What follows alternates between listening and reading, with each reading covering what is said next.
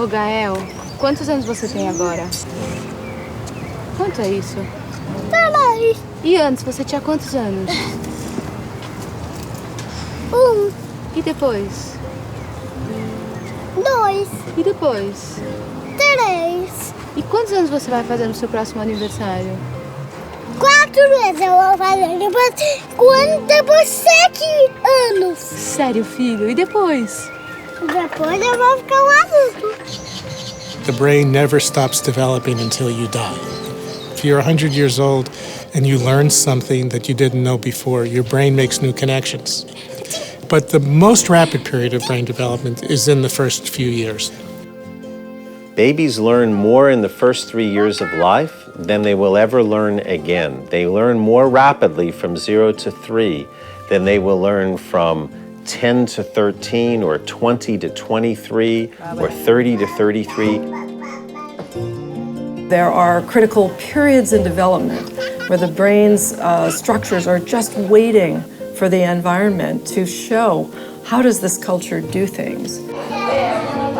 A volte mi sono sentita spesso dire il bambino ha bisogno di imparare, è una sorta di vaso da metterci dentro dei saperi. No, non è vero, non è questo.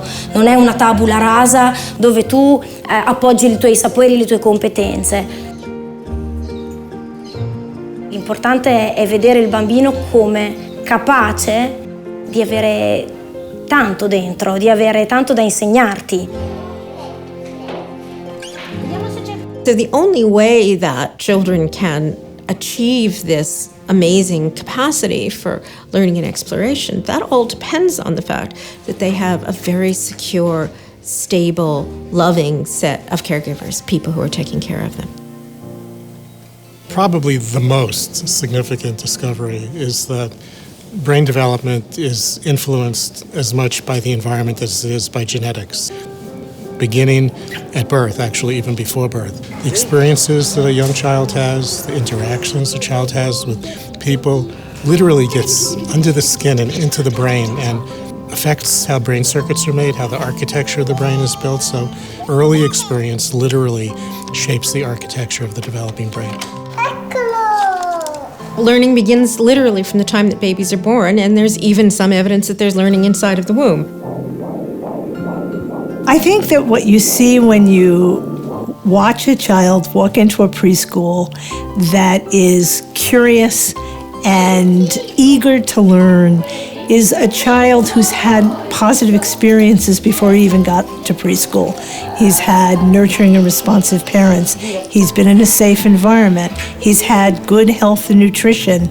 That child comes with a set of skills and a set of interests in life, in exploring, in playing, in socially playing well with others, that a child that doesn't have those experiences doesn't come with. The children whose development is at risk are children who live in very difficult circumstances. Not a bad day here, a bad day there, but chronic, constant days, weeks, months, years, where there's very little positive interaction, where the home may be just very disorganized, not because parents don't love their children, but they're overwhelmed by their own life circumstances. Oftentimes, as societies, we fail to support parents in providing them the support they need for their children.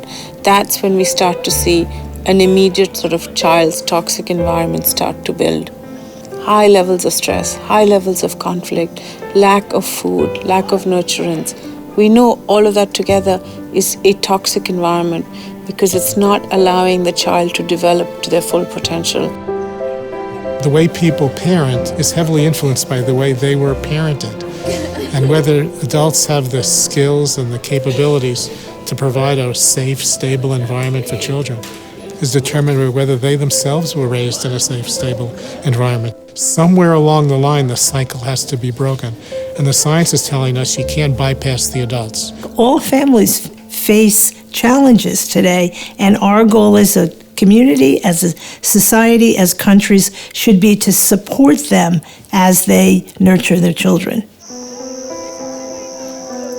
You know, they use the term, it takes a village, and I don't think they mean that as a lot of people taking over your child. What they mean is that we help you raise your child as a community, and that's what we're after. In the United States, we've conducted these studies that show what is the benefit of $1 of investment in the early years of the child. What we found when we only consider these more limited objectives like earnings and employment and things like crime, that we find that each dollar invested pays back over the lifetime about $7, which is a very high return.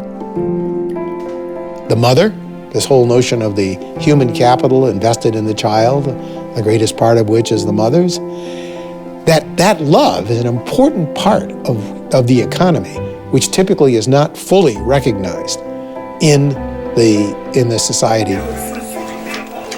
Why, knowing what we know about how important this early childhood time is, it's so important for the success of their future, for their future IQ, for their future health. If it's so important, why do we act like it's just the mother's job to take care of that baby, or just the family's job? Why are we not saying this should be the job of our entire society? Why is this not the job of our governments? Why is it not the job of industry to help protect this little baby?